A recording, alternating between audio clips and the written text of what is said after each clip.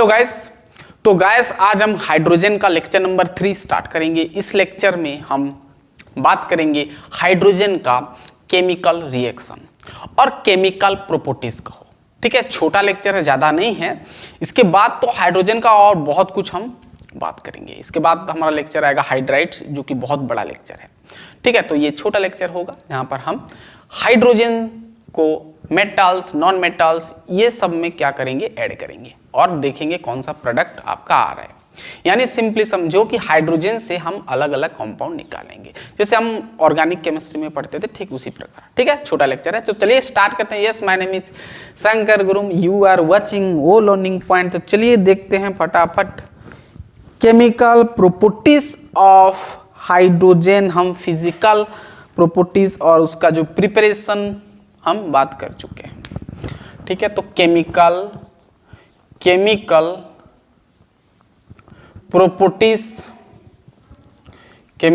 Properties of hydrogen और dihydrogen कहो hydrogen.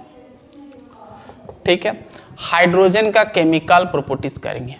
वैसे मैं आपको आगे से बता चुका हूं कि जो हाइड्रोजन होता है ये हमको ज़्यादातर कंपाउंड सब में देखने को मिलता है, क्योंकि हाइड्रोजन मतलब हाइड्रोजन जैसे देखो, हाइड्रोजन का अगर हम इलेक्ट्रॉनिक कॉन्फ़िगरेशन देखें तो 1s1 होता है, यानी ये कॉम्प्लीटली मतलब स्टेबल नहीं होता है। जब ये 1s2 आ जाएगा यानी s और वाइटल पूरा फुलफिल हो जाएगा, यानी तो स्टेबल हो जाएगा। ठीक है, तो ये जो हाइड्रोजन है जिसके पास की एक इलेक्ट्रॉन है, अब इसको कितना चाहिए इलेक्ट्रॉन, और एक चाहिए, तभी पहला सेल में 2 इलेक्ट्रॉन आएगा, है ना, तभी वो स्टेबल होगा। तो हाइड्रोजन ज़्यादा रिएक्टिव होता है। वो ये क्या चाहता है ना, दूसरा मेटल या फिर नॉन मेटल के साथ जुड़ना चाहता है। ठीक है, तो हम ऐसे अलग अलग एलिमेंट के साथ हाइड्रोजन को ऐड करेंगे। ठीक है, और हम देखेंगे कौन कौन सा प्रोडक्ट आपको मिल रहा है। ठीक है, तो सबसे पहले हाइड्रोजन को ट्रीट करेंगे। पहले हम देखेंगे क्या, रिएक्शन विथ, पहले किसके साथ रिएक्शन करेंगे ना, रिएक्शन विथ नॉन मेटल्स के साथ हाइड्रोजन को हम रिएक्ट करेंगे। ठीक है, नॉन मेटल के साथ रिएक्ट करेंगे, एक एक हम देखेंगे। तो पहले तो हम ऑक्सीजन के साथ, नॉन मेटल जो ऑक्सीजन होता है, तो पहले हम ऑक्सीजन के साथ क्या करेंगे, रिएक्शन करेंगे। ऑक्सीजन जिसको हम एआर भी बोल देते हैं। ठीक है, एआर, ऑक्सीजन कहो एआर कहो, ध्यान से सुनना आप। ठीक है, अब मैं 2H2 लिया, डाईहाइड्रोजन। ठीक है, यहां पर मैं ऑक्सीजन के साथ पास किया यानी एआर के साथ, तो मुझे मिला यहां पर 2H2 और O मिल जाएगा, जो कि आपका लिक्विड फॉर्म होता है। यानी समझ में आया कि 2H2 और O2 को हम जब ऐड करते हैं तो क्या मिलता है, वाटर मिलता है। अब ध्यान से सुनना, जब वाटर मिलता है तो इसके साथ साथ हीट भी रिलीज होता है, हीट बहुत तेजी से रिलीज होता है। अब ध्यान सुनना, ये जो आपका हाइड्रोजन जो गैस है ना, अगर वो एनवायरमेंट में छोड़ दोगे तो जल जाता है ना, पूरा एक्सप्लोसिवली जल जाता है, ऐसा लिखा होता है किताब में ना, तो जल जाता है। तो ये बहुत ही मतलब आप कह सकते हैं कि ये फ्लेमेबल है। आप कह सकते हैं कि हाइड्रोजन और ऑक्सीजन, यानी सिंपल समझो, जो आपका हाइड्रोजन गैस है, अगर ये एयर मिक्सचर के साथ अगर ऐड हो जाता है तो ये जल जाता है ना, बॉर्न्स एक्सप्लोसिवली। ठीक है, लिख लो ये। ठीक है, तो ज्यादा ही हीट रिलीज होता है, मतलब ऑक्सीजन के साथ H2 डाईहाइड्रोजन ऐड हो जाता है तो वाटर तो मिलता है, उसके साथ साथ हीट भी मिलता है। यानी हीट आपका मिल रहा है, यानी ये आपका एक्सोथर्मिक होता है, जो कि हाईली एक्सोथर्मिक रिएक्शन होता है, ज्यादा ही हीट निकलता है, हाईली एक्सोथर्मिक रिएक्शन होता है, एक्सोथर्मिक होता है, ये चीज नोट करना, हाईली एक्सोथर्मिक रिएक्शन होता है। ठीक है, पूरा क्लियर बात। तो ऑक्सीजन के साथ जब हम हाइड्रोजन ऐड करते हैं तो क्या मिलता है, वाटर मिलता है। ठीक है, अब ये ऑक्सीजन का गया। अब हम देखेंगे थोड़ा हेलोजन, ये भी आपका नॉन मेटल होता है, हेलोजन।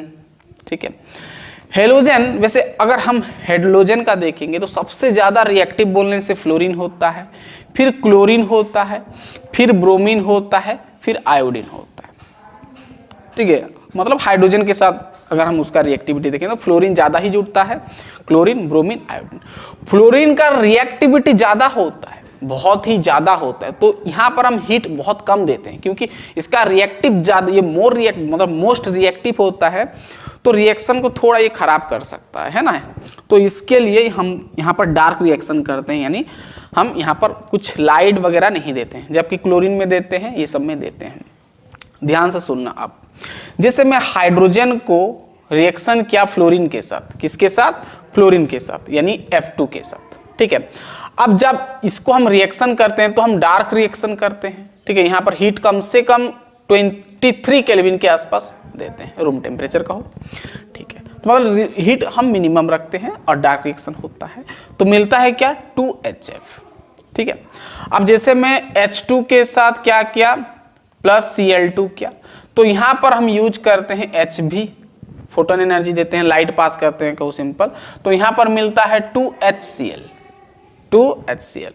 जब आप H2 प्लस Br2 करोगे, है ना, तो यहाँ पर थोड़ा हमको टेम्परेचर देना पड़ता है क्योंकि ब्रोमीन जो होता है लेस रिएक्टिव होता है।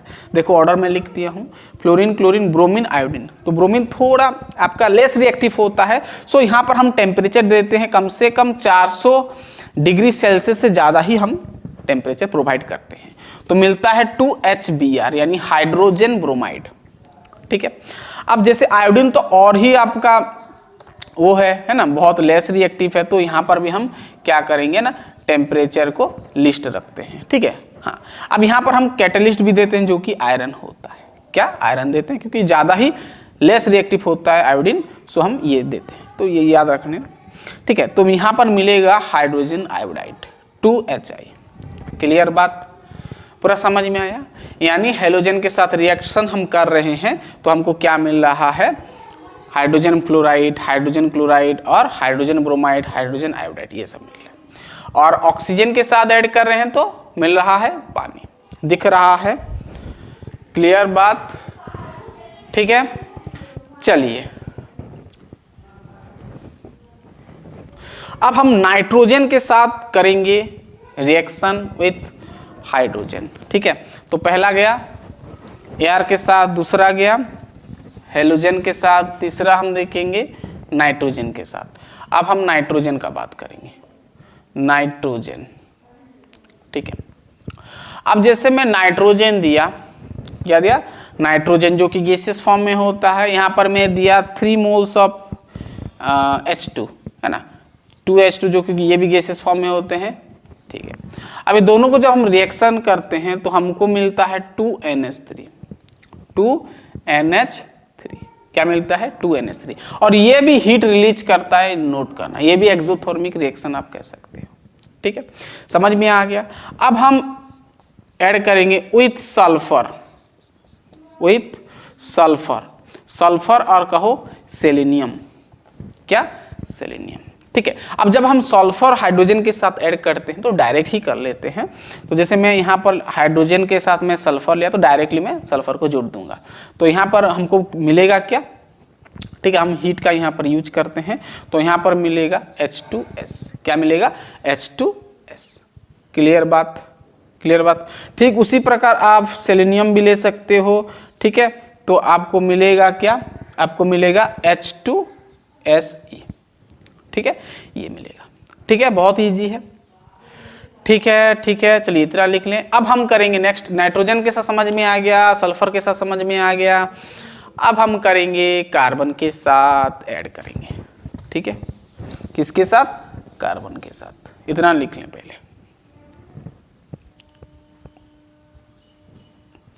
ठीक है। अब देखो with carbon, with carbon, with carbon, अब ध्यान से सुनना। अब जब मैं एक कार्बन लूंगा, यानी सॉलिड फॉर्म में होता है कार्बन, आपको पता है, ठीक है। अब मैं यहाँ पर 2 मोल्स ऑफ H2 दे दिया गैसियस फॉर्म में। चलो अब यहाँ पर होगा क्या? यहाँ पर ध्यान सुनना, 2 × 2 = 4, 4 होता है, 4 हाइड्रोजन डायरेक्ट कार्बन के साथ जुड़ जाता है ना, जो कि मीथेन का फॉर्मेशन हो जाता है। क्या हो जाए? मीथेन। अब जैसे मान लो मैं 2 कार्बन लिया, 2 कार्बन लिया और मैं यहाँ पर H2 ऐड करता हूँ गैसियस फॉर्म में, ठीक ठीक है। हाँ, यहाँ पर और एक चीज याद करना, टेम्परेचर हम देते हैं 1375 केल्विन के आसपास, और जब हम 2 कार्बन के साथ H2 को ऐड करते हैं तो यहाँ पर हम देते हैं इलेक्ट्रिक आर्क, यहीं से पास करते हैं, ठीक है, करंट देते हैं, ठीक है, इलेक्ट्रिक आर्क प्रेजेंस रखते हैं, ठीक है।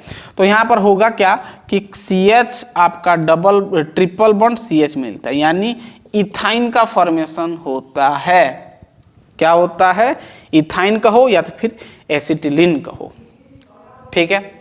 तो रिएक्शन विथ नॉन मेटल समझ में आ गया। तो ये सब थोड़ा जितना मैं नॉन मेटल्स बताया वो ऐसे ही आप इतना बस याद रख लो।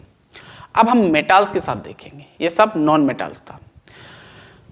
अब मेटल्स के साथ हम रिएक्शन करेंगे किसको? हाइड्रोजन को। इतना लिख लें।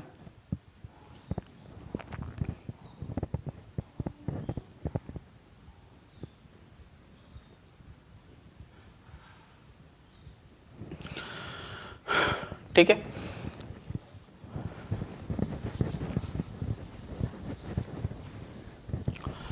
अब हम मेटल के साथ रिएक्ट करेंगे, रिएक्शन विथ मेटल्स।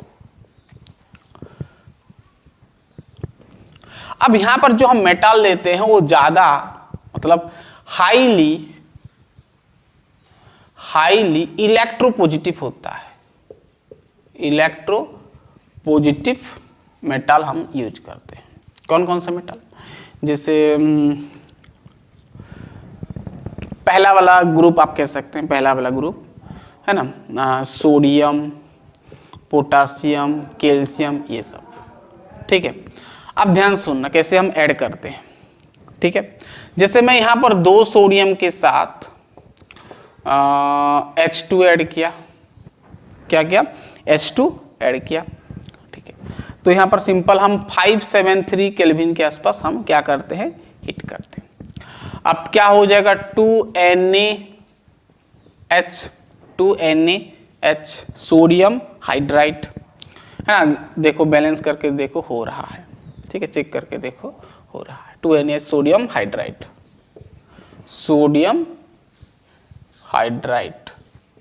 ठीक है। अब मान लो मैं कैल्शियम लिया, कैल्शियम तो हम एक लेते हैं, तो यहाँ पर H2 हो गया, तो यहाँ पर वही हम 573 में गर्म करेंगे तो हमको मिलेगा CaH2 कैल्शियम हाइड्राइड, ठीक है। इस प्रकार आप मेटल्स के साथ रिएक्शन कर सकते हो। समझ में आ गया? अब देखिए, अब H2 जो होता है यानी डाई हाइड्रोजन या तो फिर हाइड्रोजन कहो, हाइड्रोजन जो होता है ना, आपको पता होगा हम H2 ज़्यादातर हम लेते हैं ना रिड्यूसिंग एजेंट तरह लेते हैं, है ना। ऑर्गेनिक रिएक्शन में हम कर चुके हैं सब। H2 क्या होता है? सिंपल एक रिड्यूसिंग एजेंट होता है, आप कहो यानी आप कहो कि रिडक्शन कर पाता है H2, ठीक है, प्रेजेंस हम रखते हैं।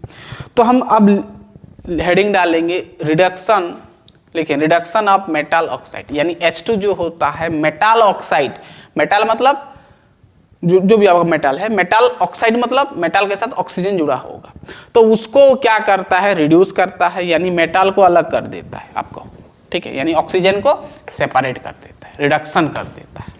तो अब नया हेडिंग डालो, रिडक्शन ऑफ मेटल ऑक्साइड,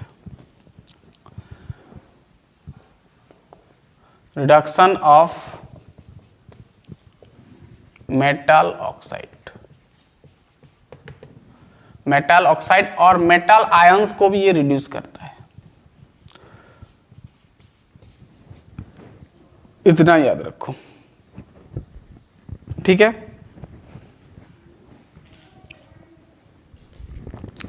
अब मेटल ऑक्साइड यानी यहां पर जो मेटल हम लेते हैं वो more electropositive than zinc होता है, और जिंक को भी आप साथ में ले सकते हो, ठीक है। जैसे आपका हो गया कॉपर हो गया, Pb हो गया, जिंक भी ले जाओ, है ना, और आपका हो गया आयरन हो गया, ये सब, ठीक है, जिसका कि इलेक्ट्रो पॉजिटिव ज्यादा होता है जिंक से और जिंक के साथ बराबर होता है, ठीक है। अब इसका जो मेटल ऑक्साइड्स को H2 जो है यानी हाइड्रोजन किस प्रकार रिडक्शन करता है, एक इक्वेशन थोड़ा याद करो तो आपको रिएक्शन लिखने में आसानी हो जाएगा। जैसे देखो, अब मेटल ऑक्साइड मतलब मेटल, मान लो M लिख दिया, मेटल M लिख दिया। अब कितना नंबर ऑफ मेटल लिए वो डिपेंड करेगा, X मान लो, MX मतलब M2, मान लो सोडियम Na2 है, इस प्रकार, ठीक है। MX मेटल आपका जानते हो सॉलिड फॉर्म में होता है, ठीक है। यहाँ पर हम क्या देंगे भाई, H2 देंगे, H2 देंगे, लेकिन यहाँ पर Y ध्यान देना कि Y मोल्स ऑफ लेंगे, है ना, कुछ ना कुछ यहाँ पर प्रेजेंस आपका होगा, प्रेजेंट होगा। तो जब हम इसको पास करते हैं तो क्या होता है, ध्यान से सुनना कि X M यानी मेटल सेपरेट हो जाता है, यानी ये जो यहाँ पर जितना X होगा वो आगे रहेगा। मान लो यहाँ पर Na2 है तो 2Na हो जाएगा, यानी X आगे रहेगा, मेटल सॉलिड मिलेगा, प्लस आपको मिलेगा Y मोल्स ऑफ H2O मिल जाएगा लिक्विड फॉर्म में, ठीक है। मेटल सेपरेट हो जाएगा और Y जो है H2 जितना मोल्स होगा उतना ही आपको मोल्स वाटर मिलेगा, ठीक है। अब जैसे मैं एक एग्जांपल लिया, मान लो क्यूप्रस ऑक्साइड ले गया और मैं यहाँ पर H2 ऐड किया, हाइड्रोजन ऐड किया। अब देखो Cu एक तो यहाँ पर एक जगह पर 1 है, मतलब Cu एक ही मिलेगा, कॉपर एक मिलेगा, ठीक है। अब H2 और O चला गया पानी, ठीक है, ठीक है। अब जैसे मैं जिंक ऑक्साइड ले गया तो यहाँ पर मैं H2 को ऐड किया तो मुझे मिलेगा जिंक, ध्यान सुनना, जिंक सेपरेट हो जाएगा। सिंपल, हम क्या देख रहे हैं, रिडक्शन, रिडक्शन मतलब रिमूवल ऑफ ऑक्सीजन, तो यहाँ पर ऑक्सीजन रिमूव हो रहा है, देखो यहाँ पर कॉपर के साथ ऑक्सीजन जुड़ा था, ऑक्सीजन इधर चला आया, तो यहाँ पर जिंक सेपरेट हो गया, प्लस आपको मिल गया H2O, ठीक है। अब ये तो मैं ले गया कॉपर जिंक, ठीक है। मान लो मैं लीड ले गया, लीड पीबी के साथ मैं H2 ऐड किया तो मुझे मिला पीबी प्लस आपको मिलेगा H2O, ठीक है।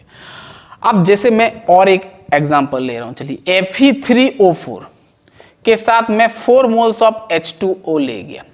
चलो अब इसको करो, इसको करोगे इसके अकॉर्डिंग करना है।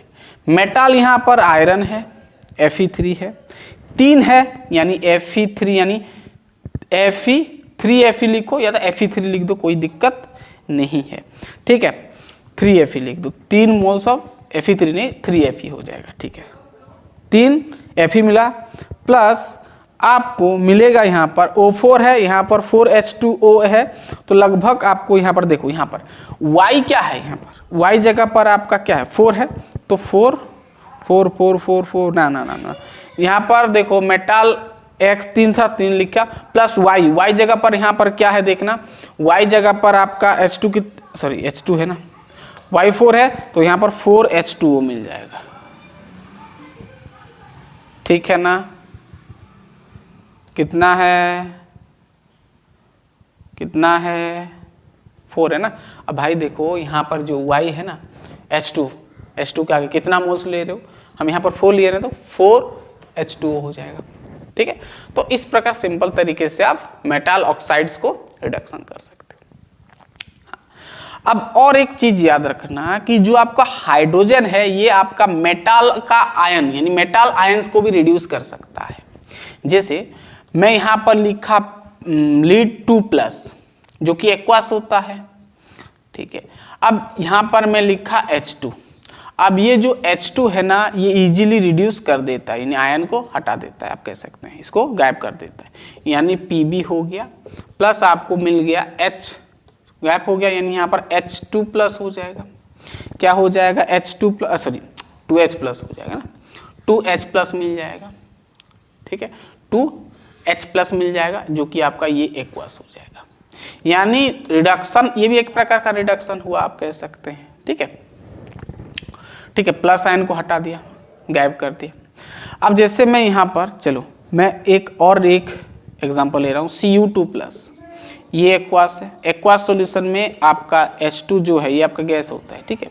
H2 गैस क्या करता है, मेटल साइंस को भी रिड्यूस कर देता है, तो यहाँ पर कॉपर मिल जाएगा जो कि सॉलिड है, प्लस 2H+ मिल जाएगा, ये आपका एक्वास है, ठीक है।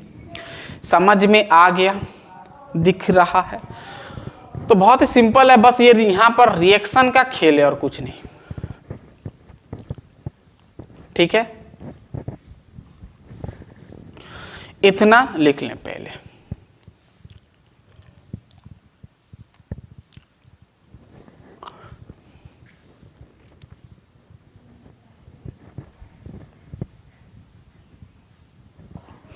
ठीक है, चलिए अब नया हेडिंग डालें।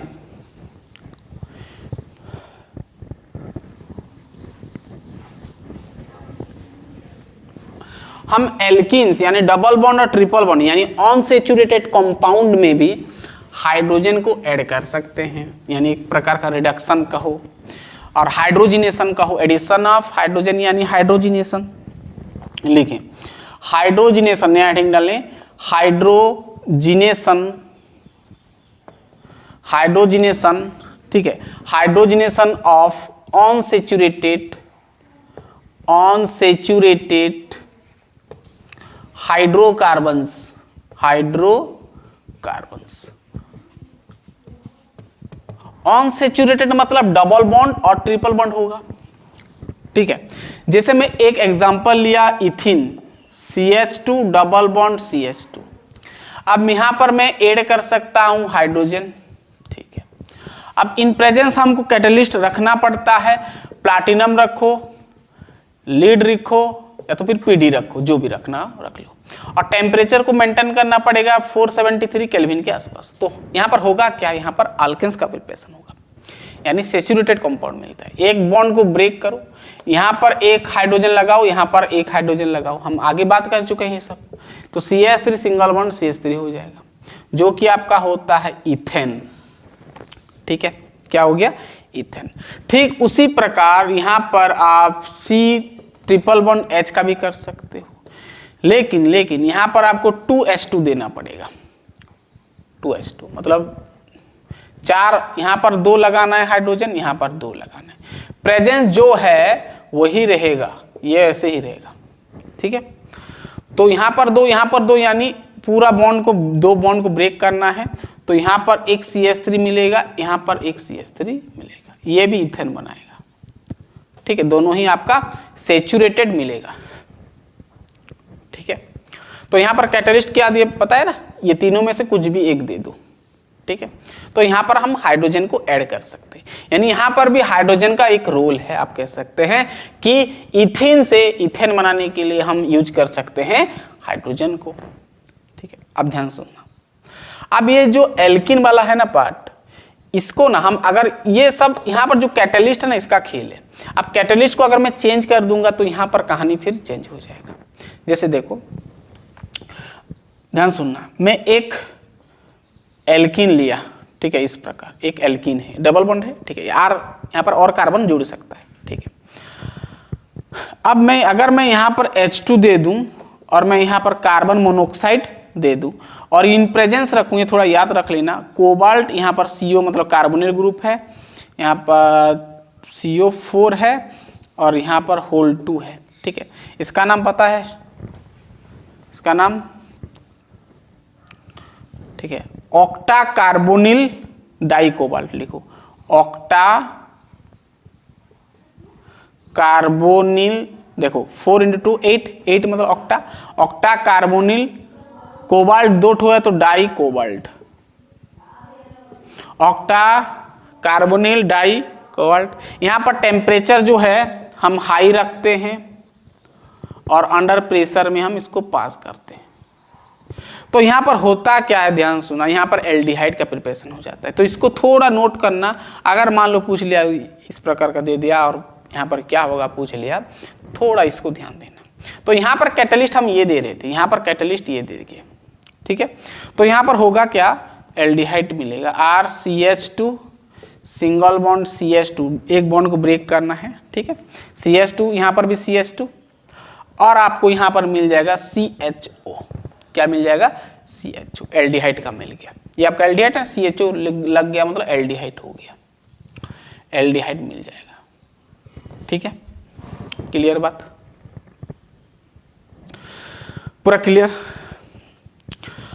अब देखो मैं एल्डिहाइड बनाया, अब एल्डिहाइड को भी हम हाइड्रोजन मतलब हाइड्रोजन ऐड कर सकते हैं, मतलब एल्डिहाइड के साथ हम हाइड्रोजन को भी रिएक्शन कर सकते हैं। वैसे ये एल्डिहाइड कीटोन में पढ़ोगे आप, फिर भी थोड़ा याद रख लो। जैसे मान लो आपके पास एक एल्डिहाइड है, वही वाला, चलो CH2 CH2 CH2 है। अब मैं यहाँ पर जब हाइड्रोजन ऐड करता हूँ तो मुझे 2 ठो हाइड्रोजन ऐड करना पड़ेगा, यानी H2। इन प्रेजेंस रखना पड़ेगा निकेल, तो यहाँ पर एल्कोहल बन जाता है ना। तो कहानी यहाँ पर है, तो यहाँ पर क्या 2 हाइड्रोजन है ना, तो यहाँ पर आप करो 2 हाइड्रोजन है, 1 हाइड्रोजन इसको दो और 1 हाइड्रोजन ऑक्सीजन का दो, यानी आपका CH2 हो जाएगा, यहाँ पर OH हो जाएगा, है ना। तो आपका हो जाएगा RCH2, यहाँ पर CH2 CH2 और यहाँ पर OH, यानी यहाँ पर मिल रहा है आपको एल्कोहल। क्या मिल रहा है? एल्कोहल। तो भाई यहाँ पर जो है ना R कुछ भी हो सकता है, यहाँ पर मान लो यहाँ पर CH3 हो गया, तो यहाँ पर आपका CH3 हो जाएगा, ठीक है। तो इस प्रकार आपको मिलेगा। तो ध्यान देना, ये जो कैटलिस्ट लिया हूँ मैं, इसको थोड़ा ध्यान देना, ठीक है। तो गाइस ये छोटा सा लेक्चर था, ये तो बहुत छोटा था। अब इसके बाद हम जो करेंगे जो है हाइड्राइड्स, इसके बारे में पढ़ेंगे, मेटाल हाइड्राइड्स, ठीक है।